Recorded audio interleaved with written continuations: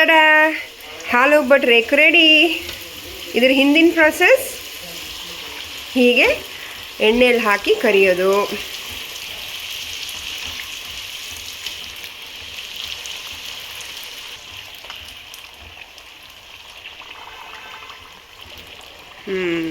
ಚೆನ್ನಾಗಿ ರೋಸ್ಟು ಕರುಮ್ ಕುರುಮ್ ಅನ್ನತ್ತ ಆಗೋ ತನಕ ತೇಲಿಸ್ಬೇಕು.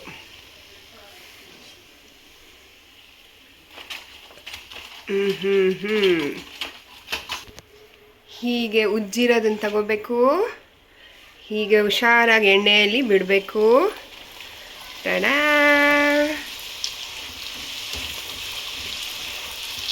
ಓಕೆ. ಕಾದಿರೋ ಎಣ್ಣೆಗೆ ಬಿಡಬೇಕು. ಚೆನ್ನಾಗಿ ಕಾದಿರಬೇಕು ಎಣ್ಣೆ. ಸುಡುವಾಗ ಮೀಡಿಯಮ್ ಫ್ಲೇಮಲ್ಲಿ ಸುಡಬೇಕು. Medium flame ಕರಿಯುವಾಗ.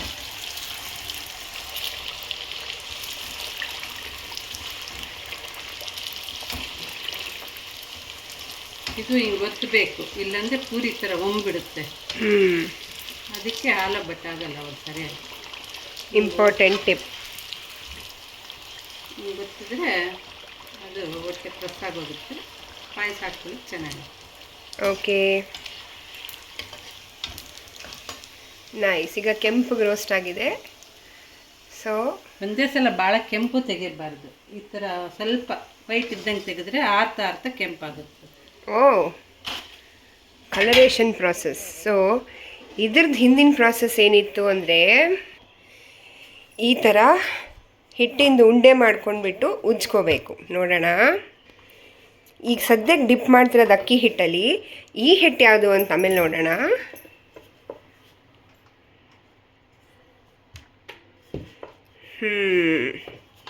ತುಂಬ ಸಣ್ಣ ಬಾಲ್ ಇದು, ಸಾಫ್ಟ್ ಆಗಿದೆ ಡೋ.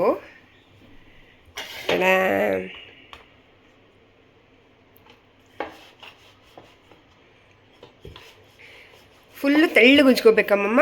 ಒಂದು ಸ್ವಲ್ಪ ದಪ್ಪ ಇರಬೇಕು, ಭಯಂಕರ ದಪ್ಪನಲ್ಲ. ಪೂರಿಗಿಂತಲೂ ತೆಳ್ಳಗೆ ಬರಬೇಕು. ಓಕೆ. ಶೇಪ್ ಏನು ಸ್ಪೆಸಿಫಿಕ್ ಇದೆಯಾ? ಶೇಪ್ ಅಂದರೆ ಕೆಲವರೆಲ್ಲನೂ ಗೋಧಿ ಹಿಟ್ಟು ಮೈದಾ ಹಿಟ್ಟು ಮಿಕ್ಸ್ ಮಾಡಿ ಪೂರಿ ಥರ ಪಾಯಸ ಹಾಕ್ತಾರೆ. ಅದು ಅಂಥ ಗರಿ ಇರಲ್ಲ, ಮೆತ್ತಗಾಗೋದು. ಇದು ಅದಕ್ಕೆ ಪೂರಿ ಥರ ಅಂತಂದೆ.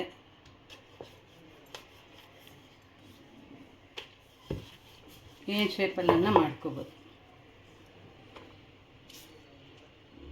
ಇದು ಟ್ರಯಾಂಗಲ್ ಮಾಡಿಬಿಟ್ಟು ಪಾಯಸದಲ್ಲಿ ಹಾಕಿದ್ರೆ ಅದನ್ನೊಂಥರ ಏನಂತಾರೆ, ದೊಡ್ಡ ಶಂಕರಪೋಳಿ ಪಾಯಸಕ್ಕೆ ಹಾಕಿ ತಿನ್ನಂತೆ. ಆ ಥರ ಸಕ್ಕರೆ ಪಾಕಕ್ಕೆ.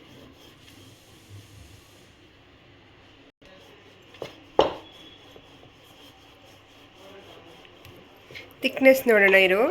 ಓಕೆ, ಸೊ ಇಷ್ಟು ಥಿಕ್ನೆಸ್ಸಲ್ಲಿ ಈಗ ಇದನ್ನು ಹಾಫ್ ಮೂನ್ ಥರ ಮಡ್ಚ್ಕೊಂಡ್ಬಿಡೋದು. ಆಮೇಲೆ ಮಡ್ಚೋವಾಗ ಟ್ರಿಕ್ ಏನಂದರೆ ಸ್ವಲ್ಪ ಸೈಡಲ್ಲಿ ಜಾಗ ಬಿಡಬೇಕಂತೆ. ಎಣ್ಣೆ ಎಲ್ಲ ತೇಲ್ಸೋವಾಗ ಸೋರ್ಕೊಂಡು ಆಚೆ ಬರೋಕ್ಕೆ. ಓಕೆ, ಹಾಗೆ ಹಾಕೋತಾ ಇರಬೇಕು.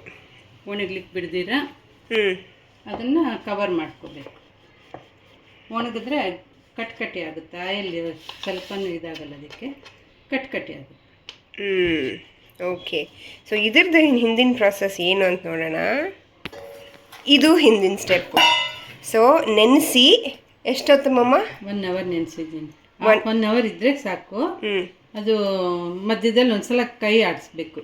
ಅದೇನು ಹಾಕಿರ್ತೇವೋ ಅದಕ್ಕೆ ಕೈ ಆಡಿಸ್ಬೇಕು, ಇಲ್ಲಾಂದರೆ ಸ್ಟಿಫ್ ಆಗಿರುತ್ತೆ. ಕೈ ಆಡಿಸ್ಬೇಕಂದ್ರೆ ಏನು?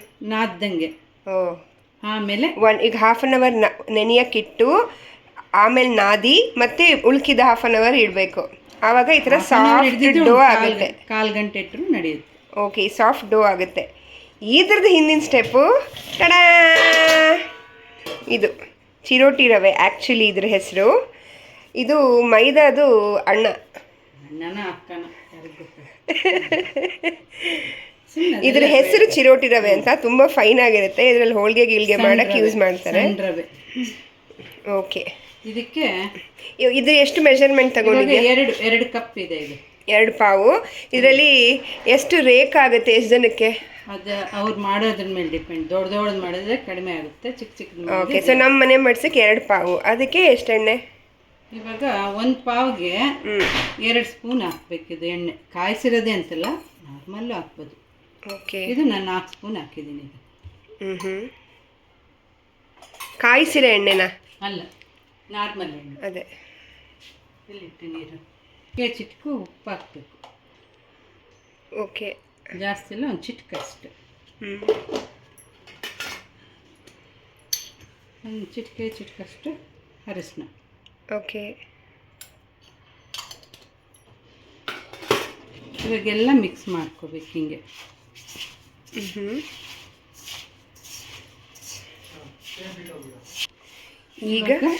ಇವಾಗ ನೀರು ಒಂದೇ ಸಲ ಜಾಸ್ತಿ ಹಾಕ್ಕೋಬಾರ್ದು. ಒಂದು ಸ್ವಲ್ಪ ಒಂದಷ್ಟು ಹಾಕ್ಕೊಂಡು ಎಲ್ಲ ಮಿಕ್ಸ್ ಮಾಡ್ಕೋಬೇಕು. ರವೆ ಎಲ್ಲನೂ ಕ್ಲೀನಾಗಿ ಮಿಕ್ಸ್ ಆಗಬೇಕು. ಇವಾಗ ನಾವು ಚಪಾತಿಗೆ ಒಂದೇ ಸಲ ಸುಮಾರು ನೀರು ಹಾಕ್ತೀವಿ, ಹಂಗೆ ಹಾಕ್ಬಾರ್ದು. ನೋಡಿ, ಇದೆಲ್ಲ ಈ ಥರ ಹೀರ್ಕೊಂಡ್ಬಿಡ್ಬೇಕು ಹಿಂಗೆ ಬೆರೆಸ್ತಾ. ಇವಾಗ ಈ ಕಡೆ ಗಟ್ಟಿ ಇದೆಯಲ್ಲ, ಅದಕ್ಕೆ ಇನ್ನೊಂದು ಚೂರು ನೀರು ಹಾಕ್ಕೊಳ್ಳೋದು.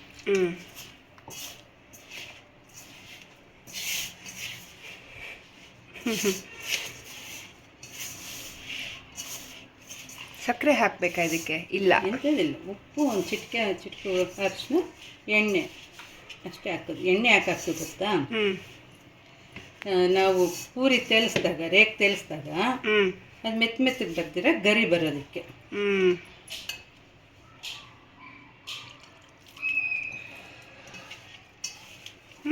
ಹೌದು, ಗರಿ ಬರೋದಕ್ಕೆ ಎಣ್ಣೆ ಹಾಕ್ತೀವಿ. ನೋಡು, ಈಗ ಇಷ್ಟ ಹದ ಮಾಡ್ಕೋಬೇಕು. ಇನ್ನು ಜಾಸ್ತಿ ನೀರಾಯ್ತು ಅಂದರೆ ಒಳಗೆ ಸೇಂದ್ರ ಥರ ಆಗ್ಬಿಡುತ್ತೆ. ಆಮೇಲೆ ಫಸ್ಟಲ್ಲಿ ಈಗ ಒಂದು ಸ್ವಲ್ಪ ಈ ಥರ ಗಟ್ಟಿ ಇರಬೇಕು, ಜಾಸ್ತಿನೂ ಅಲ್ಲ. ನೋಡು, ಈ ಥರ. ಇದರಲ್ಲಿ ರವೆ ಇರುತ್ತಲ್ಲ, ಇದೆಲ್ಲ ಕಣ್ಣೆಲ್ಲನೂ ಹೀರ್ಕೊಂಡು ನೀರು ಮೆತ್ತಗಾಗುತ್ತೆ. ಆಮೇಲೆ ನಾದ್ಕೊಂಡ್ರೆ ಅದ್ರ ಹಿಂದಿನ ಸ್ಟೆಪ್ ಇತ್ತಲ್ಲ, ಅದಕ್ಕೆ ಬರುತ್ತೆ. ಸೊ ಈಗ ನೆನೀತಾ ಅದು ಸಾಫ್ಟ್ ಆಗುತ್ತೆ, ಸ್ವಲ್ಪ ಸಾಫ್ಟ್ ಆಗುತ್ತೆ.